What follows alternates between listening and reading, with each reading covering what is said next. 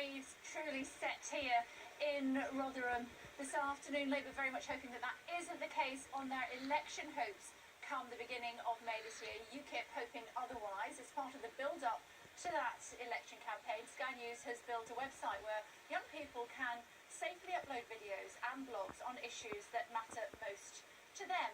Some of them have been shouting at those views to us here in Rotherham this afternoon, as you can imagine. Paul Elliott is one of the contributors to Stand Up Be Counted. He lives in the Conservative-held constituency of Central Croydon. I believe that this election is going to be won in Croydon and possibly several other areas up and down the country by the party that's able to engage and relate to its people the most. I remember this time 5 years ago, coming up to the last general election, a Tory representative came, visited my family, totally, unannounced, and caught us by surprise, and just came in and had a conversation about the things that he believed might be of importance to us and how we get on day by day in our area. And it's something that up to this moment hasn't happened yet this year.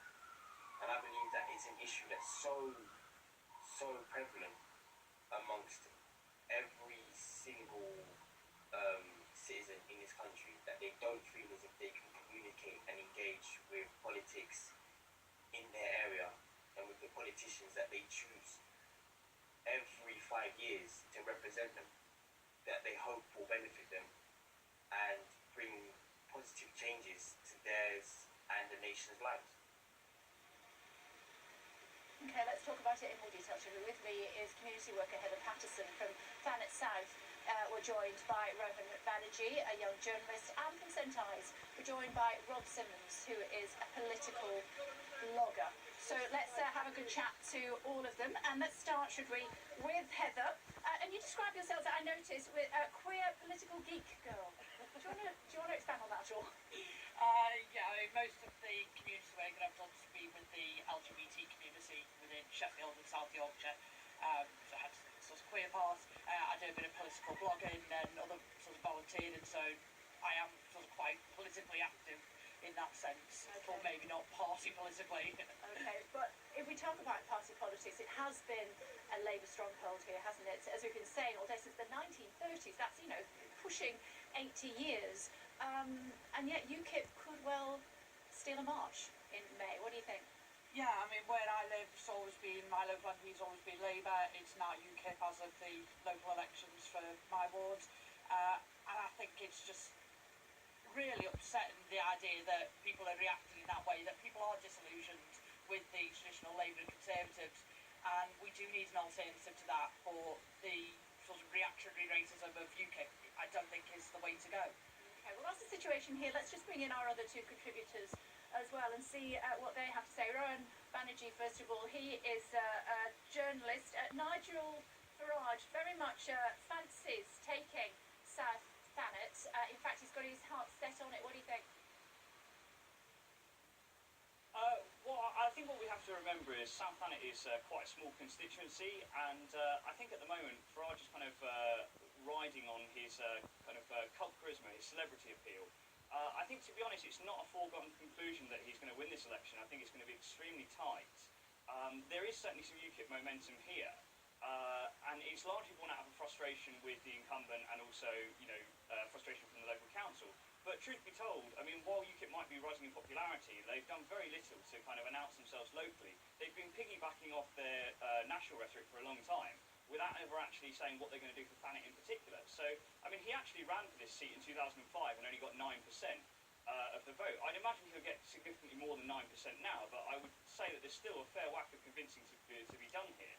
I mean, in the last 18 months or so, I think he's only been here a handful of times, and all we get when Farage does visit here is a review of the local pubs and food, but, very rarely does he say anything about local policy.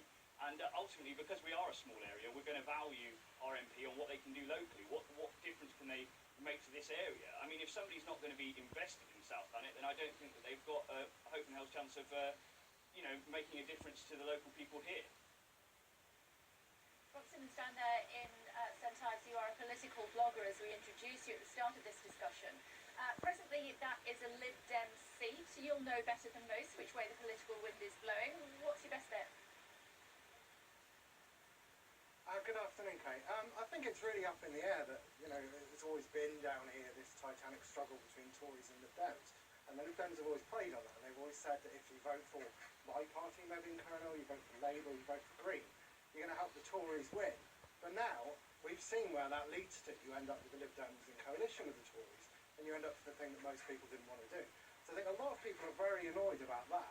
And I think the Lib Dems are going to lose a lot of votes.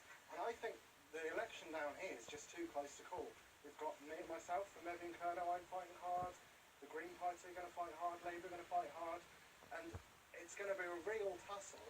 And I think these days of seeing Cornwall as a Tory and Lib Dem stronghold are completely over. And I'm hoping that Mebane Colonel gets some capital out of that and rises as a party. Rohan Banerjee in South Thanet, as far as UKIP is concerned, I think they won 6% of the vote back in 2010, but the Tory MP, Laura Sanders, I believe she is actually stepping down come the next election. So what issues are UKIP fighting on, given that this is the very seat that Nigel Farage wants to win? Well, yes, Laura is stepping down and she's being replaced by Craig McKinlay. And I don't think that's really a hollow move by the Conservative Party, because he himself is Eurosceptic, and I think the Conservatives are trying to kind of match UKIP on that front. And I think UKIP's campaign is largely centred around essentially what their national policies are, on immigration, on leaving the EU. But as I said before, I think what's important in Thanet is very much getting across the local issues. I think that the allure of having a party leader down here has played no small part in kind of raising the UKIP momentum. But the reality is that if Farage hadn't chosen this seat, I think this election would matter more on local issues. And I think if people look past the idea of having a party leader down here and concentrate on the local issues and stuff that's directly relevant to this area, then UKIP certainly isn't the way to go, because they haven't actually announced their plans on this. Okay, let's bring in Heather again. Local issues for people here, especially the young, in Rotherham. I mean, unemployment is double the national average, even higher if you talk about the youth, and 1 in 4 properties is council rented, and the average wage is well below the national average. Yeah, I mean, we live in an area, especially around South Yorkshire, specifically in Rotherham, where there's a lot of deprivation. There's people in very difficult situations, and UKIP are coming in trying to exploit that, giving a target to blame. And I think it's a very old situation of getting people to fight amongst themselves. So if we blame immigrants or people on welfare, then we're not looking up at the politicians and the bankers and the people who are really to blame for a lot of these issues. And like the previous gentleman was saying, UKIP is very much a single issue party. They're only looking at immigration and race, and they're not looking at the issues that local people actually have an interest in, which is housing, which is employment, which is welfare and education and health, and all the things that actually matter. Where UKIP, you can't even say that you disagree with them because they just don't have policies on them. Okay, final thought to all three of you. First of all, you, Heather. How do we get more young people to vote? I mean, personally, I'm a strong believer in votes from 16. I think straight away from when you leave school. I think Scotland have done it, and we should be following on with that, so that people are engaged from, you go straight from education and learning to you straight into that, so you don't have that gap. But I think people are becoming more engaged. I think people have sort of write off young people as being uninterested in politics, but I think they are a lot more interested than people give them credit for. Okay, briefly from you, Rohan, how do we get more young people to vote? Well, I mean, I'd like to just kind of reiterate that point. The more engagement there is, the more likely we are to get involved in politics. Start making policies more relevant to young people, stuff that's going to actually affect them in getting employed, and making sure that we're not exploited by zero-hour contracts and things like that. I mean, it's all very well focusing very much on immigration and the EU, but we want really, in Thanet in particular, inward investment. So there is stuff down here. There is obviously the key here. Certainly, in terms of the youth vote for Thanet, that will be a huge player in whether or not UKIP get in. There's a few thousand young votes that weren't actually won in the European elections because of university students not sending postal votes back. parties like the Conservative Party or the Labour Party or Lib Dems want to get the youth vote on their side, they need to reach out to these, and that's the way to fight the UKIP threat that's down here. Lovely, thanks. And finally, you, Rob Simmons, how do we get more young people to vote? Briefly, if you could, please. Well, I'd echo some of the earlier points about votes at 16 and making policies more relevant to young people. And I think one of the big things about down here in West Cornwall as an issue is that you have low wages and you have high house prices. And politicians need to address these issues. They can't just sit and ignore them. I think they need to address the issues that are facing young people, and that will get them more engaged, increase the turnout, and get more young people involved in politics.